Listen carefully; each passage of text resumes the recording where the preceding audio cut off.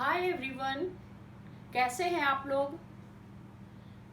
आज मैं 12th standard का first chapter macro economics I am going to start today. So you already know इसमें 3 part किए गए हैं। फर्स्ट पार्ट में national income and its aggregates 40 marks, second part Indian economics 40 marks and then 20 marks का project दिया गया है। वो आपको मेरे दूसरे वीडियो में मिल जाएगा, डिटेल्स ऑफ सिलेबस। तो जो फर्स्ट वाला है macro economics and aggregates, that chapter I am going to take now. और एक बात है बच्चों कि जो भी इसमें फर्स्ट सेकेंड थर्ड सेशन रहेगा उसमें मैं नंबरिंग करूंगी। जैसे आज ये सेशन 1 है, मैक्रो इकोनॉमिक्स का सेशन 1 है, तो आप सेशन वाइज जाइएगा। क्योंकि नेशनल इनकम में अगर आप जंप करके डायरेक्ट सोचेंगे कि थर्ड वाला सेशन देख लूँ तो आपको समझ में नहीं आएगा, क्योंकि उसके जो कंपोनेंट्स हैं, वेरिएबल्स हैं, उससे आज शुरू कर रहे हैं। उसके बाद फिर हम लोग धीरे धीरे आगे बढ़ते जाएंगे, कैलकुलेशंस वगैरह जो है वो आगे करेंगे। तो आज का ये वीडियो मैक्रो इकोनॉमिक्स का फर्स्ट सेशन है, यहाँ से आप शुरू करेंगे। Okay, so welcome to my channel economics with Punita ma'am. बच्चों, आज मैं शुरू कर रही हूँ मैक्रो इकोनॉमिक्स। आप लोगों ने ऑलरेडी 11th में माइक्रो पढ़ लिया है। Micro that is individual study of thing, individual form, individual कुछ भी इंडिविजुअल अगर हम पढ़ते हैं तो माइक्रो में पढ़ते हैं। और अब हम मैक्रो पढ़ रहे हैं। मैक्रो मतलब as a whole of the economy. तो उसमें हम सारे एग्रीगेट्स पढ़ेंगे, aggregates of demand, aggregates of supply. मतलब जो भी आपने 11th में माइक्रो में पढ़ा था, इंडिविजुअल डिमांड, इंडिविजुअल सप्लाई, उसी का एग्रीगेट पढ़ेंगे। मतलब होल इकोनॉमी में एग्रीगेट सप्लाई, होल इकोनॉमी में एग्रीगेट डिमांड। तो उसके जितने भी एग्रीगेट्स वेरिएबल्स हैं वो हम इस चैप्टर में शुरू कर रहे हैं। तो शुरू करें, आइए। Some basic concept of macro economics. Aggregates of the economic system. What is macroeconomics? Aggregate of the economic system. Macroeconomics is the study of the aggregates of economic system. Economic system में, economy में जो भी aggregates बनते हैं वो हम पढ़ते हैं मैक्रो इकोनॉमिक्स में। ठीक है, तो इसके वेरिएबल्स में फर्स्ट वेरिएबल है aggregate consumption. Consumption of all goods and services in the economy during the period of an accounting year. एक अकाउंटिंग ईयर में, एक फाइनेंशियल ईयर में जितने कंजम्पशन होते हैं गुड्स एंड सर्विसेज के, उसके एग्रीगेट को हम देखते हैं मैक्रो इकोनॉमिक्स में। तो फर्स्ट वेरिएबल हमने क्या देखा? Aggregate consumption. Fine. In consumption किनके द्वारा होता है? जो आप लोगों ने पढ़ लिया है माइक्रो में 11th में, बाय द कंज्यूमर। तो first variable is clear, consumption of all goods and services in the economy in a financial year. तो जितने गुड्स एंड सर्विसेज के कंजम्पशन होते हैं उसको एग्रीगेट जब करते हैं एक फाइनेंशियल ईयर में तो वो एग्रीगेट कंजम्पशन निकलता है, that is in macro economics. ठीक है। Second, aggregate investment.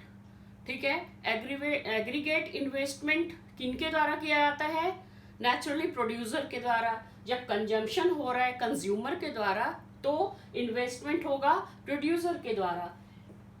Expenditure bye all the producer in the economy on the purchase of such goods which add to their stock of capital during the financial year।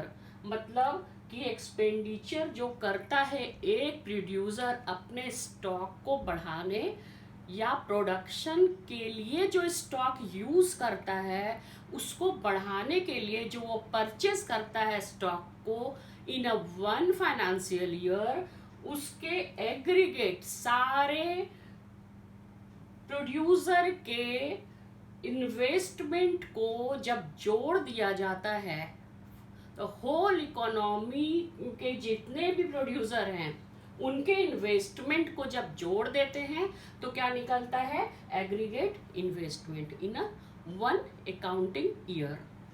तो दो हो गए point, aggregate consumption, aggregate investment. Third is aggregate demand.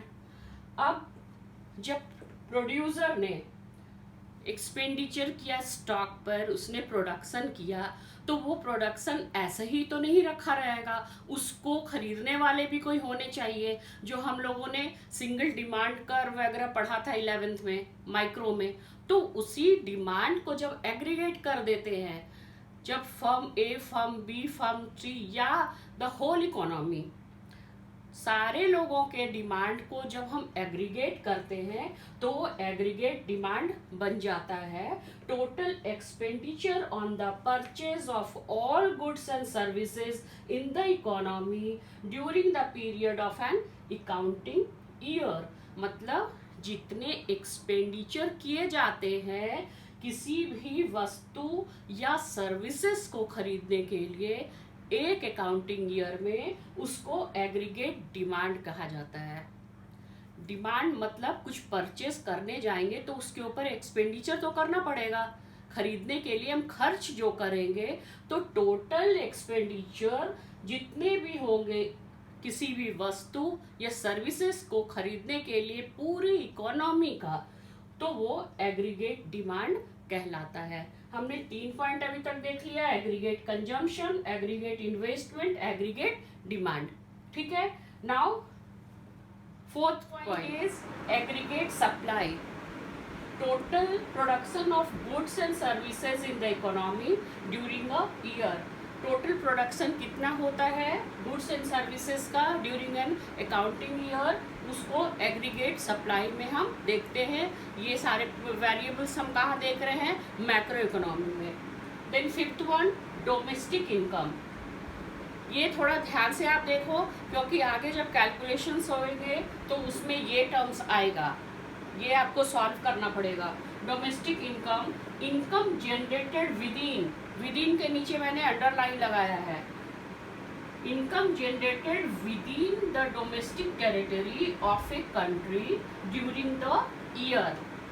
Income generated within the economic territory का मतलब क्या हुआ? Domestic territory मतलब यहाँ के जो निवासी हैं, भारत के जो निवासी हैं, उनकी टोटल इनकम प्लस जो यहाँ के निवासी हैं लेकिन वो अर्न कर रहे हैं फॉरेन में, ठीक है, उनका भी इनकम आएगा, प्लस होगा।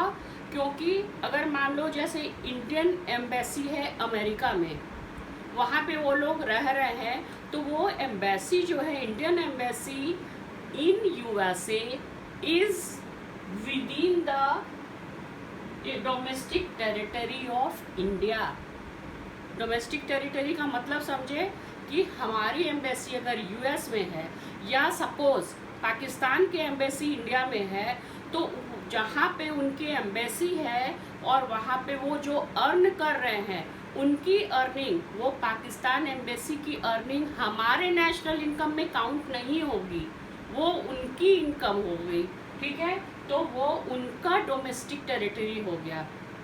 Got it? इसको बहुत अच्छे से समझ लो बच्चों, क्योंकि ये प्लस और माइनस करने के लिए कैलकुलेशंस में आते हैं। डोमेस्टिक टेरिटरी क्या हो गया? वो जरूरी नहीं है कि हमारे देश के अंदर, हमारा इकोनॉमिक टेरिटरी जहाँ तक है, इकोनॉमिक टेरिटरी अगर वर्ल्ड के बहुत सारे कंट्रीज में हमारे एम्बेसी है तो वो सारे हमारे डोमेस्टिक टेरिटरी के अंदर आते हैं। Got it? 6.1 General price level, index of prices of all goods and services at the end of the specific period of time।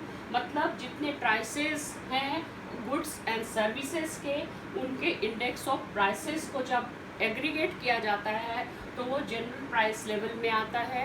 और ये सारी चीज़ें, सारे वेरिएबल्स किस में आते हैं? मैक्रो इकोनॉमिक्स में, ठीक है।